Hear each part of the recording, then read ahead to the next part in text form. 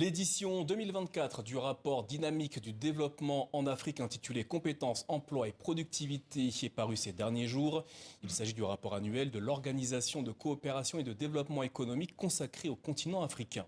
On en parle avec notre invité Federico Bonaglia, directeur adjoint du Centre de développement de l'OCDE.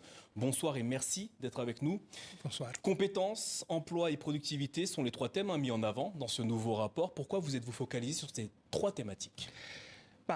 Tout d'abord parce que, comme vous savez, les économies africaines sont en train de rebondir après la crise du Covid. Il y a une estimation qui nous suggère que le PIB africain va croître de 4% en 2025. Mais cette croissance ne se traduit pas toujours en création d'emplois suffisants et en réduction de la pauvreté suffisante pour les habitants des pays africains. Une des raisons principales pour cette manque de création d'emplois et d'augmentation de la productivité est le faible niveau de capital humain.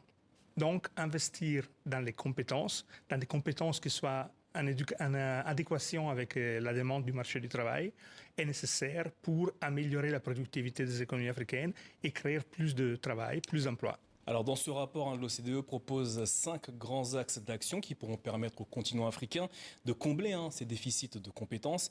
Arrêtons-nous sur l'Afrique du Nord. Selon vous, elle devrait multiplier les compétences dans le domaine des énergies renouvelables. Pour quelle raison ? Parce que l'Afrique du Nord a un énorme potentiel dans le domaine des énergies renouvelables, mais nous remarquons que l'investissement n'est pas à la hauteur. Et une des raisons pour lesquelles les investisseurs ne sont pas en train d'investir suffisamment est le manque de compétences. Ils ne trouvent pas de travailleurs qualifiés qui puissent supporter le développement du secteur. Vous savez, l'Afrique a 60% du potentiel, du meilleur potentiel au monde en termes d'énergie solaire. Mais il n'y a que 1% de la capacité solaire, d'énergie solaire installée qui se trouve en Afrique. Et ce paradoxe pourra être résolu d'un côté en améliorant les compétences et de l'autre côté en réduisant le coût du capital parce que le coût de l'investissement reste malheureusement très élevé et ceci réduit les incitations pour les investisseurs de la même façon que le manque de compétences réduit aussi cette incitation. Pour ce qui est de l'Afrique de l'Ouest, le rapport de l'OCDE préconise de mettre l'accent sur l'agriculture.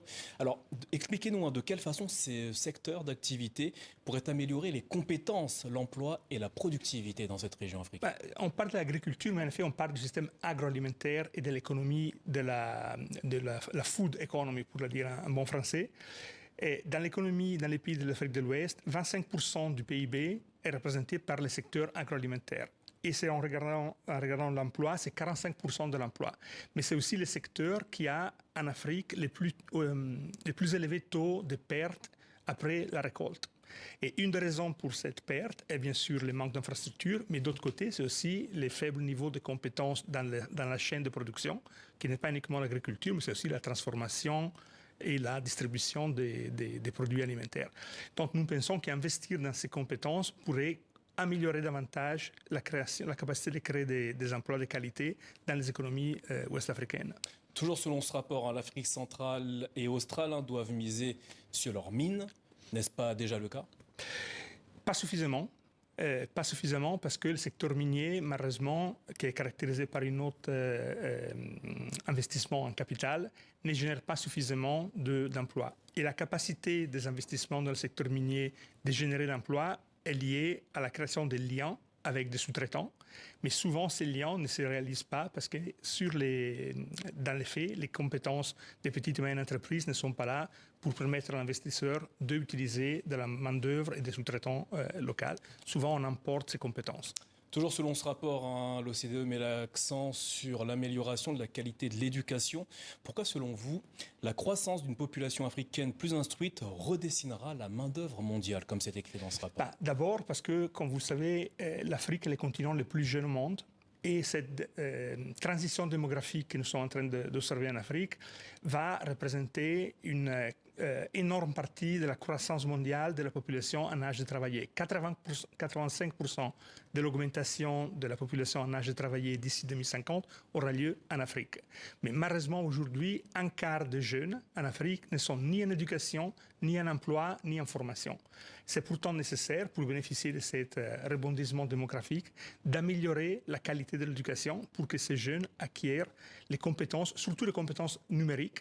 On estime que d'ici 2030, une grande partie des compétences requises pour trouver un emploi vont être des compétences numériques.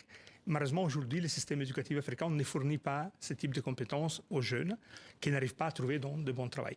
D'autre côté, il y a aussi un manque des demandes de ces compétences. Parce que les modèles de développement, le modèle économique de beaucoup d'économies africaines est encore basé sur des économies extractives qui ne sont pas orientées sur la connaissance et la création de valeur ajoutée. Alors, néanmoins, il y a quand même des jeunes qui sont formés et bien formés sur le continent africain, mais il y a un bémol, et vous mettez l'accent dans ce rapport. En 2020, 74% des travailleurs africains hautement qualifiés ont quitté le continent. Oui. Comment faire pour les garder en Afrique? Il y a ici une question fondamentale d'améliorer la possibilité de retourner la migration circulaire. Donner à ces Africains qui ont quitté le continent la possibilité de revenir en Afrique, mais aussi de retourner dans les pays vers lesquels ils ont migré, pour amener avec eux les compétences et le capital qu'ils ont acquis dans les pays de destination. Deuxièmement, il faut créer un environnement qui soit... qu'on peut dire, qui puisse inciter la création de nouvelles industries, qu'aujourd'hui, dans beaucoup de pays africains, n'est pas malheureusement en place. Et troisièmement, il faut imaginer qu'une grande partie de la migration, pas forcément de la migration hautement qualifiée, a lieu à l'intérieur de l'Afrique. Donc nous avons besoin que les différents pays africains harmonisent leur politique pour créer un marché de travail continental sur lequel la mobilité du travail puisse être un facteur de développement. Alors tout ce que vous expliquez dans ce rapport implique les pays africains, notamment les politiques volontaristes et stratégiques. Estimez-vous que les pays africains, notamment les décideurs africains, sont sur la bonne voie dans ce domaine? Il y a sûrement de bonnes expériences. Nous avons dans le rapport identifié un certain nombre de cas de succès en Afrique de l'Est, en Afrique australe, en Afrique du Nord. Il y a encore beaucoup à faire, effectivement, mais comme nous l'avons dit, l'Afrique est le continent du demain. À notre avis, aussi le continent d'aujourd'hui, parce que c'est le continent où l'âge médian est 19 ans. Donc il y a un énorme dynamisme que les décideurs politiques doivent accompagner et pas freiner.